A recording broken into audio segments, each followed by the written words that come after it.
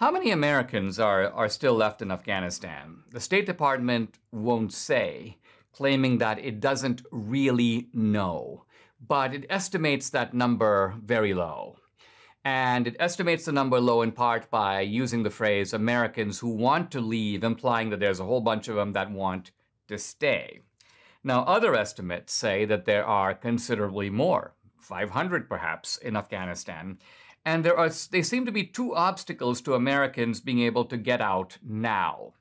Those two obstacles are, number one, the Taliban, and number two, the Biden administration. If this seems a little hard to believe, you'd think it would be only number one, and you might think that, wow, the Taliban, this was a horrendous blunder by the US government to give the Taliban control like this before getting the Americans out. So that would be negligence of a very high order, but that's assuming that that's the sole problem. I'm about to show it's more than that.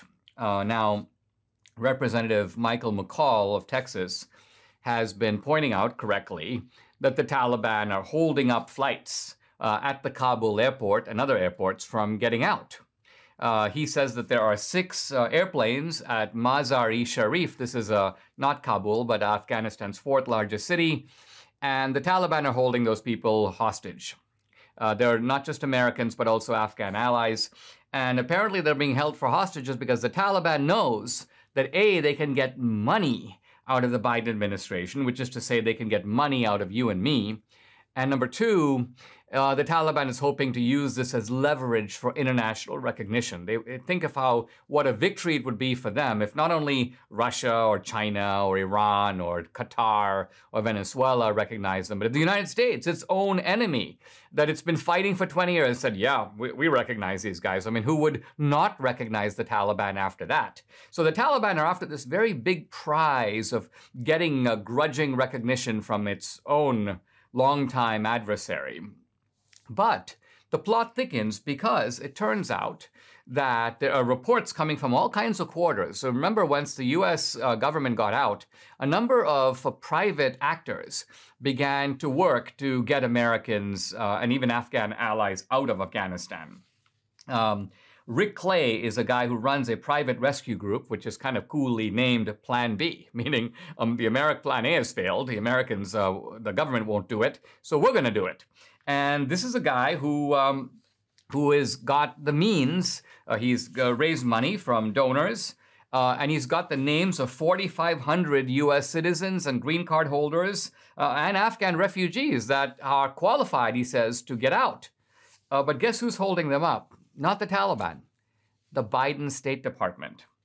And this is, there are 2 other Americans separate from Rick Clay who are also doing this.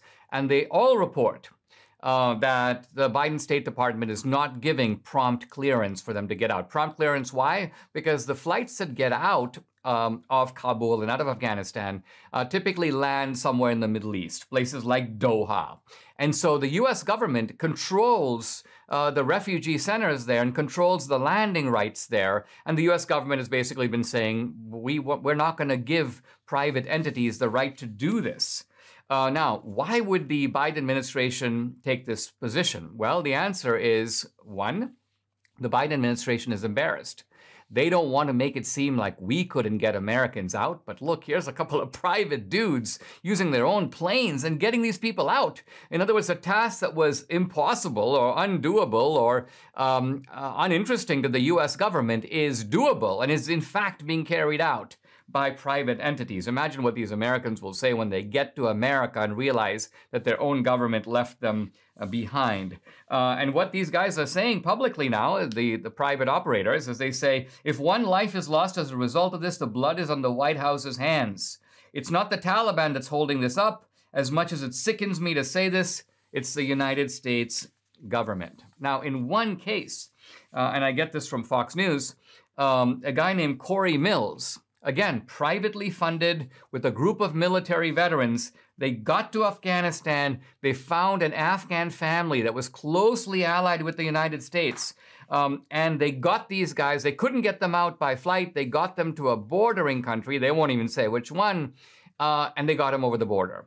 Now, what these guys are saying, Corey Mills and his team, is that the U.S. State Department is shamelessly trying to claim credit for this, even though they had nothing to do with it. In fact, as I mentioned, they're blocking the exit of Americans, but of course, when this family comes across the border, who's standing there waiting to meet them? Embassy officials. Hello! We made this possible. Thank you, thank you, thank you. No applause. Please hold the applause. This is the approach of the Biden guys. And so what they're doing is, on the one hand, they are embarrassed by their own failures. They are envious of the success of private actors. And when these private actors are successful, they run shamelessly to the front of the line, take a bow before an obliging media. Flash, flash, flash, flash, flash. Front page of the New York Times. They do this because they're claiming essentially stolen credit, which is another form of claiming, you may say, stolen valor.